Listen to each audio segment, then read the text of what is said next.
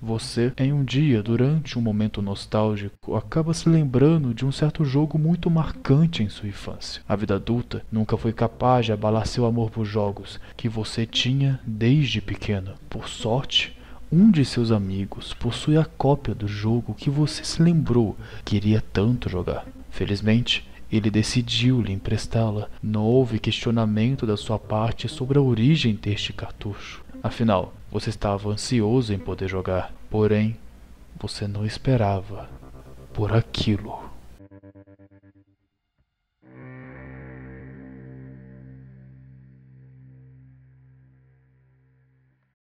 Olá, pessoas maravilhosas da internet. Sentiram saudades? Bom, fazia um tempinho que eu tava querendo falar alguma coisa a respeito do meu conteúdo que eu gostava de ficar falando sobre creepypastas. E afinal, o primeiro vídeo de iceberg que eu fiz foi só falando de creepypastas. Só que tem um porém. Apesar de ter a maioria de algumas creepypastas que eu conhecia, eu nunca meio que ver todas as creepypastas possíveis. Apesar de eu ser uma criança que gostava de vídeos do Ambuplay falando com aquela voz sedutora maravilhosa, eu era extremamente cagona. E uma creepypasta que muita gente comentou nesse vídeo do iceberg foi a creepypasta de Nazgodzilla. E o que no qual eu tinha dito que eu não conhecia Nazgodzilla. Então, depois de dar uma investigada, uma certa olhada, eu pensei, por que não falar dessa creepypasta aqui no canal? Afinal, seria até divertido em que abordar também outras creepypastas. Bom, apertem os cintos e vamos cair de cabeça na creepypasta de Nazgodzilla.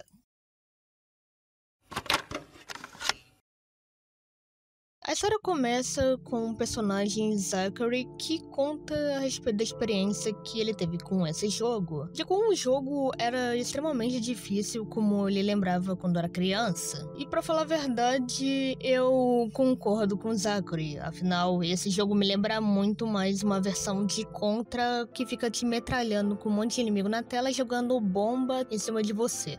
Tava tudo indo bem até ele chegar num dos bosses da fase, que seria o Gezora. E ele notou que a fase estava bem mais difícil do que ele lembrava, tanto que ele ficou por quase 5 minutos no jogo, numa fase que devia durar no máximo 40 segundos.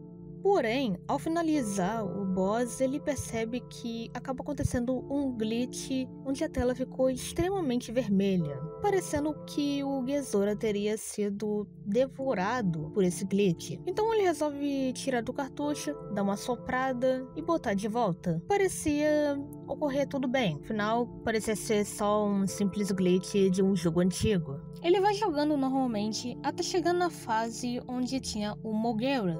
Só que ele nota que o Mogera era um pouquinho maior e muito mais forte do que ele lembrava. Porém, ao final da luta, ele acaba tendo uma surpresa de que o Mogera tinha sido despedaçado. Com o passar dos níveis, ele começa a notar que também o jogo em si estava diferente, tendo os bosses completamente diferentes que tinha no original e até mesmo o nome de planetas, o que parecia que todos estavam fora de lugar.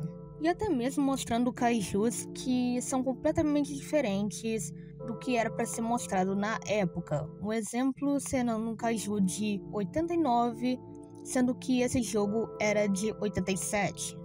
Então ele começa a notar que quando ele chega na fase de Patos, que devia ser na verdade o planeta Júpiter, ele começa a notar que o jogo começa a dar uns certos glitches. Ao entrar em um dos níveis, ele começa a notar que é um local que parece cheio de tumores. E quando você olha o cenário de fundo, você percebe que tem olhos observando o personagem se movendo. Ele começa a entrar em outras fases e que no qual pareciam incompletas, ou como se tivesse o jogo corrompido, porque ele lutava contra códigos e algumas coisas que não parecia ser de um jogo de criança. Mas tudo muda quando ele encontra essa fase.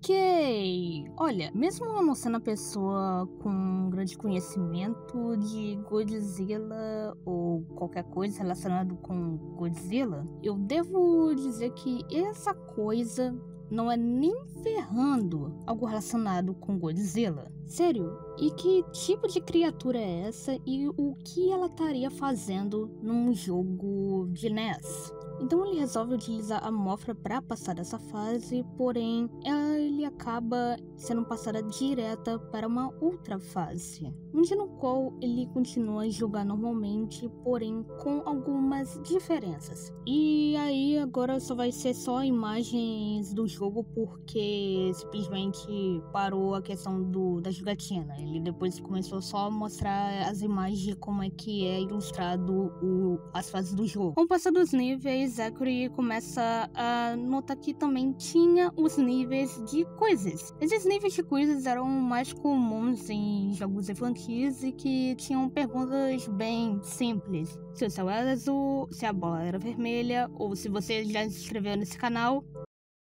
Isso não foi uma pergunta, foi uma ordem.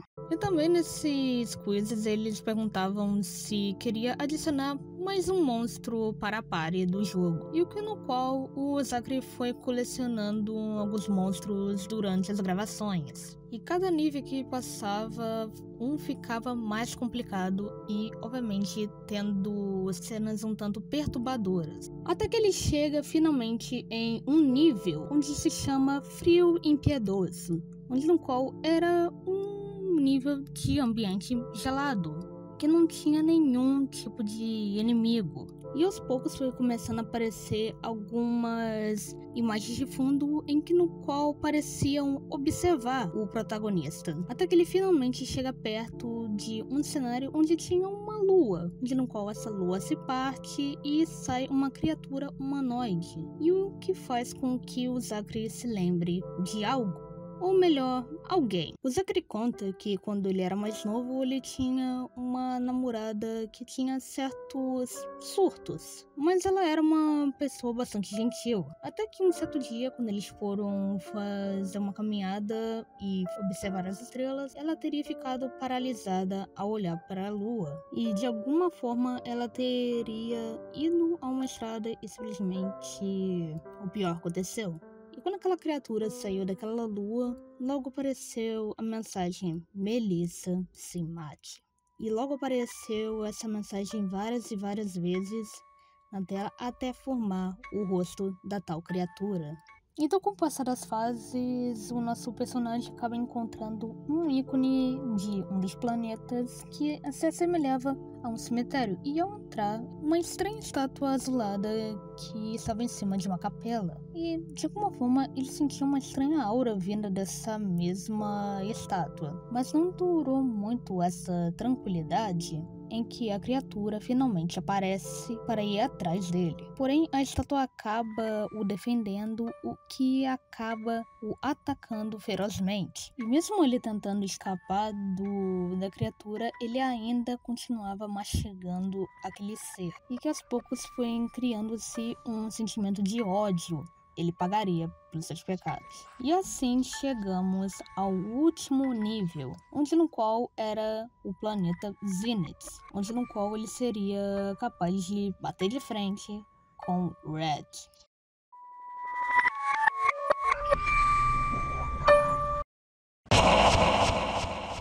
Você não vai sair, sua minhoca patética. Agora é tarde demais. Só um vai sobreviver.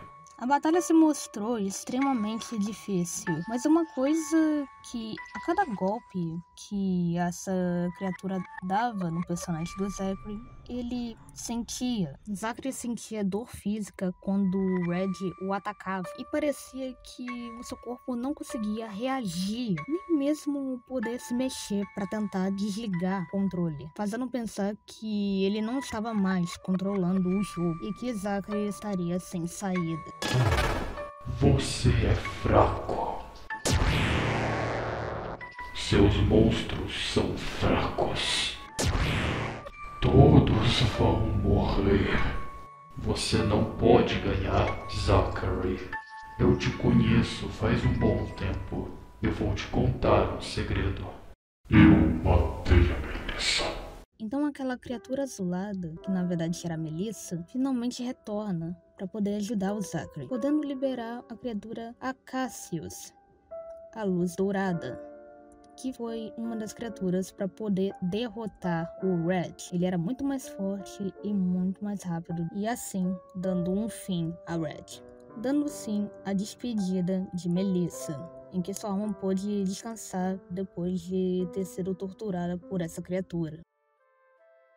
E aqui acaba a creepypasta de Nes Godzilla. Olha, eu considero essa creepypasta bem mais ou menos por alguns fatores. Eu não sou o maior fã de creepypastas relacionado como de que uma pessoa que o protagonista conhecia simplesmente morreu por culpa do jogo. Ou coisas muito arrastadas e bem específicas relacionadas com a creepypasta que me fez eu ficar um tanto entediada e até com vontade de só largar a creepypasta de vez. E o que faz a creepypasta ser bastante arrastada e bem chatinha de ler. Mas uma coisa que eu tenho que pôr um certo mérito é de o como foi trabalhado em questão da estética do jogo em si, de que a pessoa se dedicou a querer fazer toda a pixel art do jogo, criar muitas animações a respeito de como era a jogatina que o Zachary estaria gravando. Porque eu não sou boa fazendo pixel art e devo dizer que o trabalho ficou muito bom. Eu quero depois saber se seria bacana eu falar de outras creepypastas aqui no canal, porque eu quero dar uma certa diferenciada e até uma diversificada de eu poder pegar creepypastas antigas e eu comentar sobre elas aqui no canal. Eu espero que vocês tenham gostado desse vídeo e até uma próxima. O meu nome é Yumi e obrigada.